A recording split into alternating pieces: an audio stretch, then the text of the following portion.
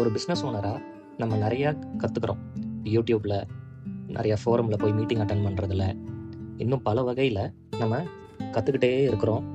ஆனால் கற்றுக்கிட்டதுலேருந்து எவ்வளோ நம்ம பிஸ்னஸ் வளர்ந்துருக்குன்னு பார்த்தோம்னா ஒன்றும் பெருசாக இருக்காது. நம்மெல்லாம் கற்றுக்கிறதுல பெரிய ஆள் தான், ஆனால் இம்ப்ளிமெண்ட் பண்ணுறதுல ரொம்ப ரொம்ப புவராக இருக்கும்.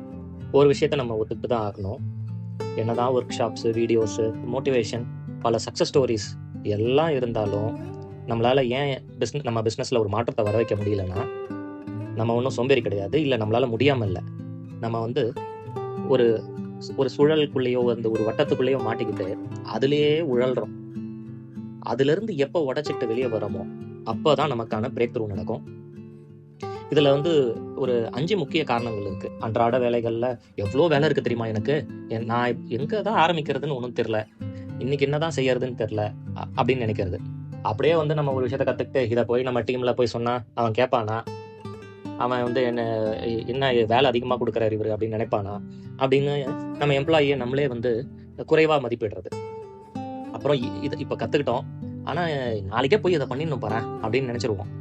நாளைக்கு காலையில் போய் உட்காந்தா அங்கே இருக்கிறது ஐயோ அந்த கஸ்டமர் இந்த பிரச்சனை சொன்னாங்க, ஐயோ அதை முதல்ல பாரு, அந்த கஸ்டமர் கால் பண்ணியா, முதல்ல அதை சொல்லியா, கொடு நீ பேச, நானே பேசிடுறேன், நான் சொன்னாதான் அந்த கஸ்டமர் கொஞ்சம் கூலாவாங்க இப்படின்னு சொல்லி பல வேலைகளை இந்த அன்றாட செயல்பாட்டிலேயோ இல்லை இந்த மேனேஜரியல் ஆக்டிவிட்டி, மேலாண்மை செய்யறதையே ஒரு வேலையாக நம்ம தொழிலில் தினசரி வச்சுருக்கோம். அப்படி இருக்கும் பொழுது அடுத்து எப்படி ஒரு கற்றுக்கிட்ட விஷயத்த மாற்றுறது, எப்படி இம்ப்ளிமெண்ட் பண்ணுறது, எங்கேருந்து தொடங்குறதுங்கிறதுல ஒரு பெரிய தயக்கமோ இல்லை குறைபாடோ நம்ம இந்த ஸ்மால் பிஸ்னஸ் கம்யூனிட்டியில் இருக்குது. அப்படி இருக்கும் பொழுது நமக்கு ஒரு சிஸ்டமை உருவாக்கணும்னு சொல்கிறாங்க, திட்டமிட்டபடி செய்யணும், வேலைகளை பிரித்து கொடுத்து செய்யணும், இதெல்லாம் சொன்னாங்க. அதெல்லாம் ஆமாம் செய்யணும் அப்படின்னு தெரிஞ்சிருந்தாலும் நம்மளால் அதை செயல்படுத்த முடியல. நம்ம நிறையா நினைக்கிறோம், இதை செஞ்சிடணும், ஐடியாக்கெல்லாம் பஞ்சமே கிடையாது, அதை செஞ்சிடலாம் இதை செஞ்சிடலாம் அப்படின்னு நினச்சிக்கிட்டு இருக்கும் பொழுதே ஒரு திருப்தி வேற வந்துடும், எப்பா இதெல்லாம் பண்ணிட முடியும்னு. ஆனால் நினச்சிக்கிட்டு இருக்கிறதால எதுவும் நடக்கிறது இல்லை. எப்போ அது செயல் வடிவத்துக்கு வருதோ அப்போ தான் மாற்றம் நிகழுது. எதையுமே எழுதி வைக்கிறது இல்லை. அத்தனை ஐடியா வந்தது இல்லை, அதில் எந்த ஐடியாவாச்சும் உடனே இம்ப்ளிமெண்டேஷன் போதா, திரும்ப ரொம்ப நாள் கழிச்சு ஆமாம் இது நம்ம எப்பயோ யோசிச்சோம்ல, ஐயோ மறந்துட்டோமே, திரும்ப அதை அந்த ஐடியாவை சரி இப்போ செய்யலாம் அப்படின்னு ஆரம்பிக்கிறது. இந்த மாதிரி ஒரு ஐடியா வந்ததை கூட நம்மளால் ப்ராப்பராக எழுதி வச்சு அதை ஃபாலோ பண்ணி இதை எத்தனை நாளுக்குள்ளே இந்த ஐடியாவை இம்ப்ளிமெண்ட் பண்ணணும், இதை எத்தனை நாளுக்குள்ளே இதை செயல்படுத்திருக்கணுங்கிறதுல நமக்கு ஒரு முனைப்போ ஆர்வமோ இல்லை வழிமுறையோ தெரியாமல் இருக்குது. அப்போ நம்ம என்ன செய்ய வேண்டியது இருக்குது, எல்லாத்தையும் கற்றுக்கிறத முதல்ல நிறுத்திட்டு ஒன்றை நான் முதல்ல செயல்படுத்துகிறேன் அப்படிங்கிற மைண்ட் செட்டுக்கு நம்ம வரணும்.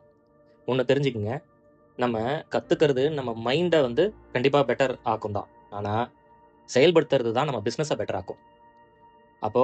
இப்போ நம்ம செயல்படுத்துறதுக்கான ஒரு உறுதியை எடுக்கிறோன்னா அதுதான் நம்மளோட பிரேக் த்ரூ. செயல்படுத்துறதுங்கிறது ஒரு பழக்கமாக மாறும்பொழுது அது சாதாரணமாக உங்களுக்கு வந்துடும். எங்கே ஆரம்பிக்கிறது தான் கஷ்டம். ஆரம்பித்து தொடர்ந்து அதை செஞ்சு பார்த்து அதை நம்ம டீமுக்கு கொடுத்துட்ட பிறகு அது ரொம்ப சுலபமாக நம்ம பிஸ்னஸை ஒரு இன்ஜின் ஸ்டார்ட் பண்ணி விட்டுட்டு அது வேகமாக போக வச்சுட்டு அப்புறம் அது தானாக போகிற அந்த ஒரு செயல் மாதிரி நம்ம நினைக்கிற இடத்துக்கு நம்ம பிஸ்னஸை எடுத்துகிட்டு போகிறது ரொம்ப சுலபமாயிடும். சரி, இப்போ நம்ம செயல்படுத்தணும்னு முடிவு பண்ணுறோன்னு வச்சுங்க, ஐயோ எவ்வளோ விஷயம் இருக்குது நான் என் பிஸ்னஸில் மாற்றுறதுக்கு, இப்போ கற்றுக்கிட்டதெல்லாம் மாற்றணுன்னா அவ்வளோ இருக்கே அப்படின்னு நினச்சே நிறைய விஷயத்த இம்ப்ளிமெண்ட் பண்ணுறது அதுவே நமக்கு தடையாகிடுது. எதை இம்ப்ளிமெண்ட் பண்ணுறது அப்படிங்கிறதுல குழப்பம் வருது. அப்போது என்ன பண்ண வேண்டியது இருக்குது, ஒரு விஷயத்தை தான் நம்ம கையில் எடுக்கணும். அப்போ நம்ம என்ன நினைக்கணும், இன்னையிலேருந்து ஒரு விஷயத்த நான் எடுக்கிறேன், அதை நான் முதல்ல என்னோட பிஸ்னஸில் மாற்றுறேன் அப்படிங்கிறத நம்ம தீர்க்கமாக முடிவு பண்ணணும். இப்போ ஃபெயில் ஆகிடுச்சுன்னா என்ன அப்படின்னு நினைக்கிறதுக்கு பதிலாக ஒருவேளை அது ஒரு பெரிய மாற்றத்தை என் பிஸ்னஸில் கொடுத்துருச்சுன்னா, என் பிஸ்னஸ் அதனால் பல மடங்கு உயருது வளருது அப்படின்னா அப்படிங்கிற ஒரு கேள்வி தான் வரணும்.